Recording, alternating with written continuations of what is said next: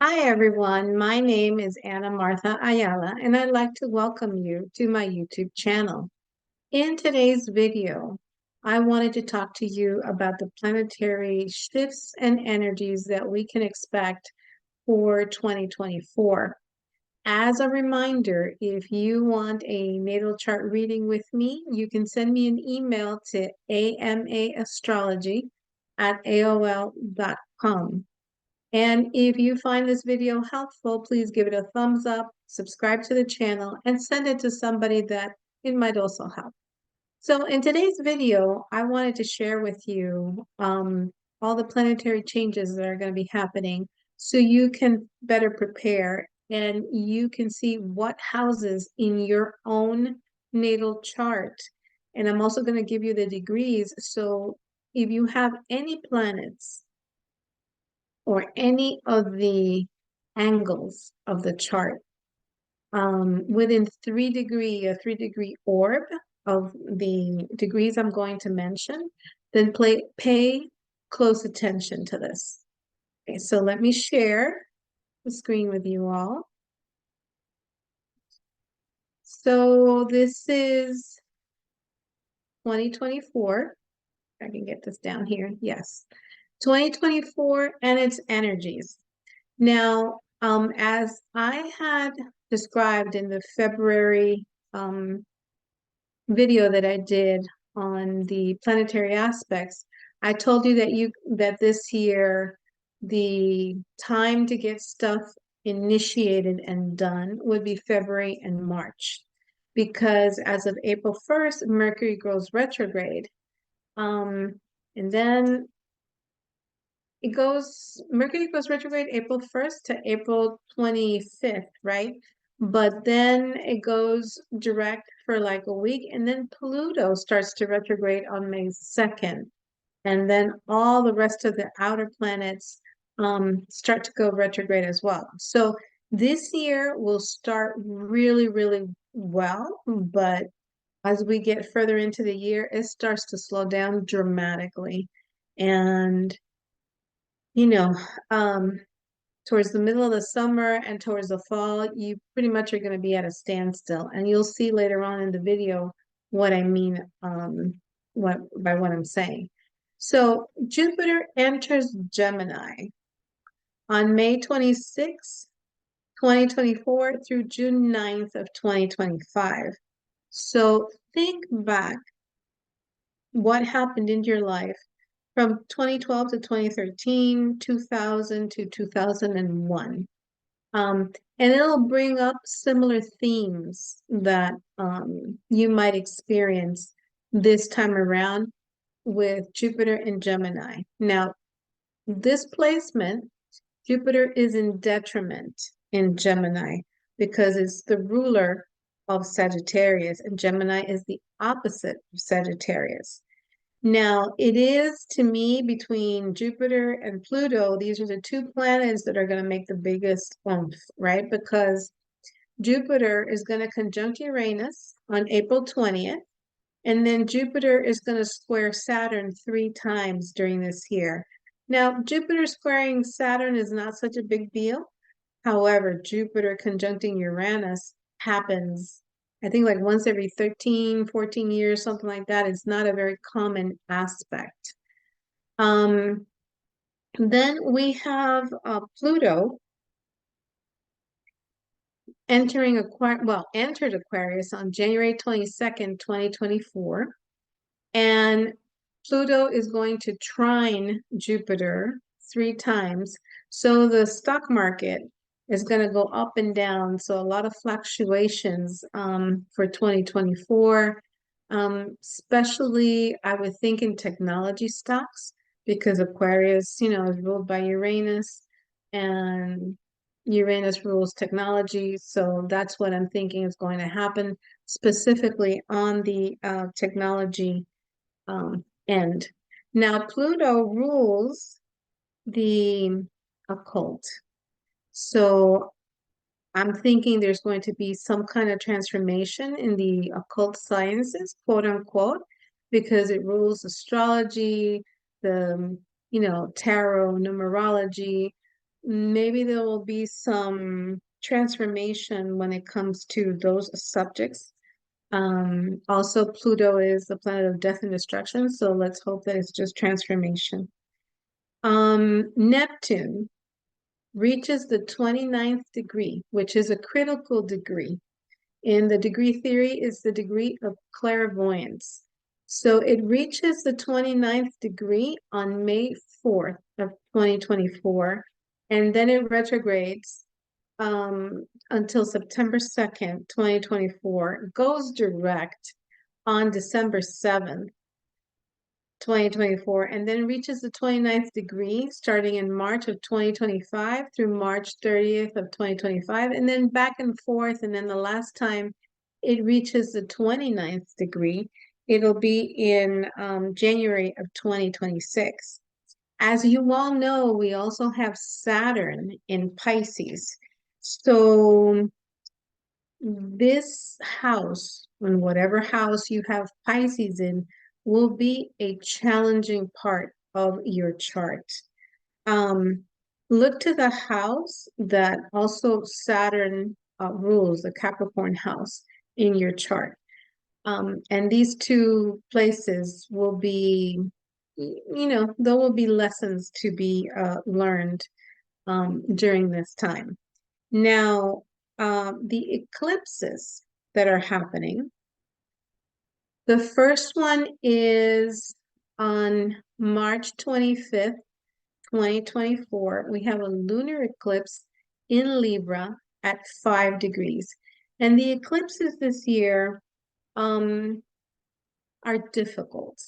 Why? Because it's the Aries Libra axis. I mean, you have Mars, which is the ruler of Aries, and you have Venus, which is the ruler of Libra. So these are very personal planets, okay? So it's gonna, wherever you have Aries and Libra, things are gonna change dramatically. This could indicate a lot of separations, a lot of divorces, a lot of breakups, because it's the natural, when you have a natural heart chart, the Aries Libra line is all about personal relationships. So this first, the one on April 8th specifically, this solar eclipse is going to be in conjunction with Chiron. So there's a lot of healing that needs to happen with this solar eclipse. And with the Aries Libra axis, Aries is all about me, what I want, what my goals are, right? Libra is the people pleaser of the zodiac. Oh my God, what if I do this, then my spouse, my partner, whatever, how will it impact another person? So you have to find some kind of balance, right? But it's asking you, these eclipses are asking you to be a little bit more, I guess, selfish and think about yourself first rather than the other person. But at the same time, with a South Node in Libra, you need to find some kind of balance. You just cannot forget about the South Node. So, the next lunar eclipse is September 18th, 2024, which is in Pisces. So this is like initiation, right, of the nodes that will be changing to the Pisces Virgo line. And this is going to happen from January 12th, 2025 through July 26th, 2026. So by the fall, we're starting to get rid of the Aries Libra. They're starting to switch, but goodness, no. Well, that was my cat. She's interested in the video as well. On October 2nd, we have the solar eclipse in Libra at 10 degrees. So again, I'm mentioning the degrees because this way you guys will pay attention to see if you have any planets that are within a 3-degree orb and how it affects you. If you listen to the video that I did on the lunar nodes, it'll give you each house and it will give you each of the planets. So you can go ahead and review the that video and you can have the meaning of these eclipses and where and how it can potentially affect you personally. Now, one of the items that I wanted to talk to you about with Jupiter in Gemini and Saturn in Pisces, that it happens 3 times, right? Jupiter in Gemini. Um, this cycle has a lot to do with the spiritual, right? Pisces. And then the big conjunction is Jupiter in Uranus in April of 2024. I do plan to do a separate video that will go through each of the houses, right? So more at a personal level. So like I said, this cycle happens every 13 to 14 years, and this time it's happening in Taurus. So what is Taurus? Taurus is money, real estate, food, what you value. Um, Uranus has stuff to do with nuclear energy, earthquakes, recessions. Every time we've had one of these Jupiter conjuncting Uranus, we've either entered a recession or the recession has gotten worse, right? So the economy might take a little turn for not the best. Now, what are the signs that have had the hardest time, right, in 2023? They're the cardinal signs. Cardinal signs are Aries, Cancer, Libra, and Capricorn. Now, why do I say this? Because Pluto was in Capricorn and the eclipses were in Aries and Libra, which are also cardinal signs.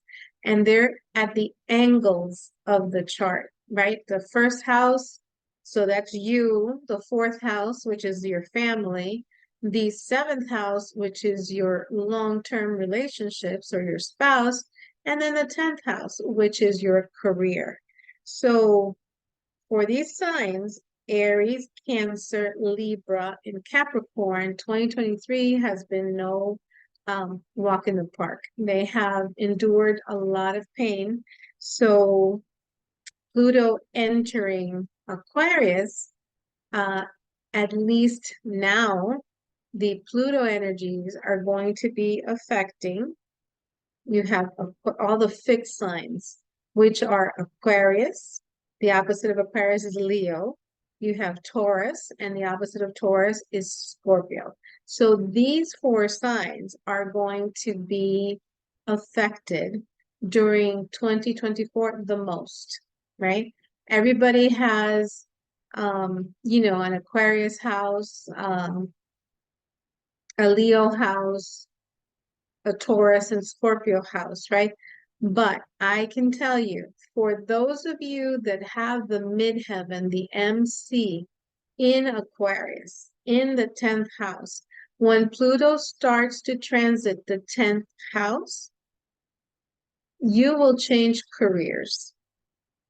So prepare yourself, save money, um, open up a savings account, whatever it is that you need to do to make sure that you have enough cash so that if when this happens that you can get another job at a different pace, right? That you're not left scrambling.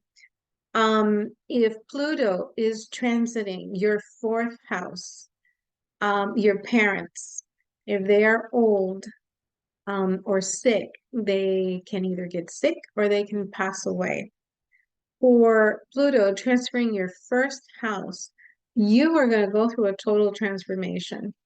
The way you think, the way you dress, the way you look, you might change the way you do your makeup, the hair color you put on, the outfits you wear, etc.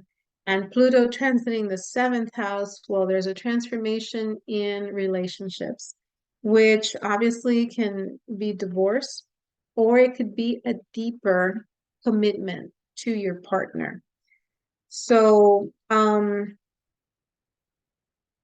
now the mutable signs, um, which are um, Gemini, Sag, Virgo, and Pisces, are dealing with the whole Neptune and Saturn in Pisces.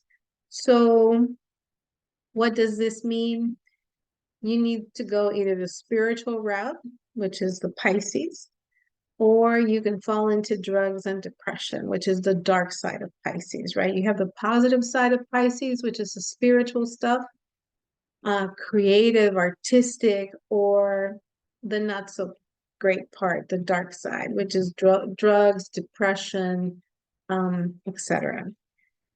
So lastly, I wanted to bring up the retrogrades, which, like I said, Mercury was retrograde December 13th, 2023 through January 1st, and then it went direct, and that happened in the Sag Capricorn section of your chart.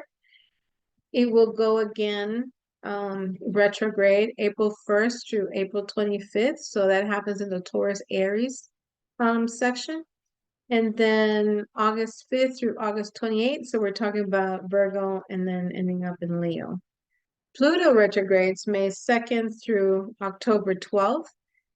And oh, I forgot to say, for Mercury retrogrades, the signs that are mostly affected by this are Gemini and Virgo. Why? Because Mercury is the ruler of these two signs. Now, Pluto is going to go retrograde from May 2nd to October 12th, and it stations at 29 degrees of Capricorn. When a planet stations, it is just standing still. So you have incredible energy happening at that degree. So for anybody that has a rising sign or has any planets within either at this degree or within 3 degrees, this time period is going to be intense.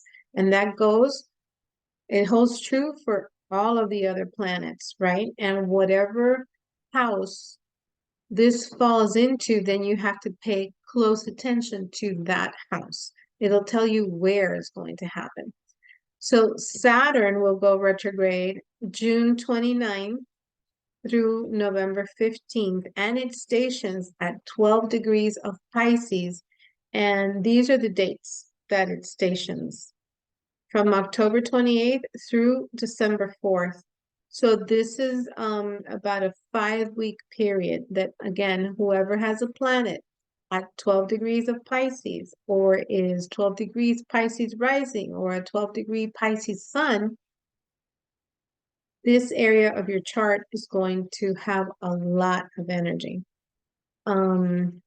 So of course, you have to apply the meaning of the planet Saturn, restrictions, obligations, duty to be honorable and disciplined and, do the right thing.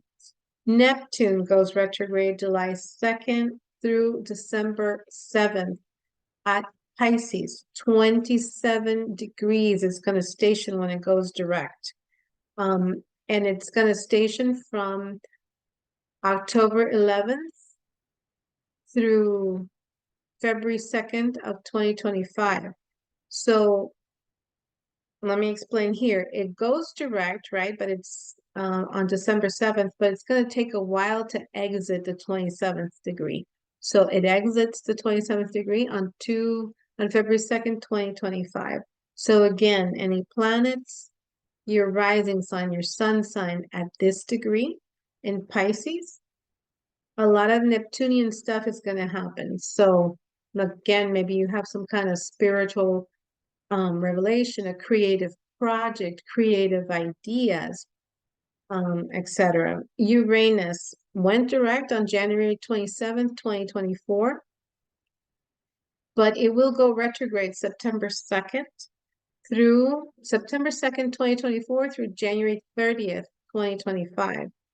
And it stations at 23 degrees of Taurus from December 20th of 2024 through March 13th of 2025. Jupiter enters Gemini May 26, 2024, but it retrogrades October 9th through February 4th, 2025. It stations at 11 degrees of Gemini from January 15th through February 25th. So Jupiter, since it's one of the benefic planets, these people will get like extra opportunities, extra benefits. Anybody that has a planet in Gemini at 11 degrees, you can get major opportunities that come by. Now, lastly, Mars is going to go retrograde from December 6, 2024 through February 23, 2025. And it starts in Leo and it ends in Cancer. It stations at 17 degrees of Cancer. So the only planet that is not going to go retrograde is Venus this year. And as you see, starting in May, everybody's going to go retrograde except for Venus. So specifically in Mars, or for Mars, Leo is going to get hit extra hard because Leo has the opposition of Pluto, right? So Leo, your kids, your fifth house, if you're in Aries rising, you have to see what houses it affects. But as an example, so for Leo, if you're in Aries rising, your romantic relationships, your boyfriend, girlfriend versus your family, Cancer, the fourth house. So these are the energies that 2024 brings us. It will be a year that starts very well, but then it comes to a halt pretty much. It'll be a lot of struggle to get things done towards the end of the year, starting, like I said, in the summer. So I'm giving you like a heads up, basically, to get things started, and hopefully you can take advantage of this information. So don't delay putting things in action. You have a very small window to do it. February and March. That's pretty much it. So thank you for your time and attention. I hope that you found this information useful.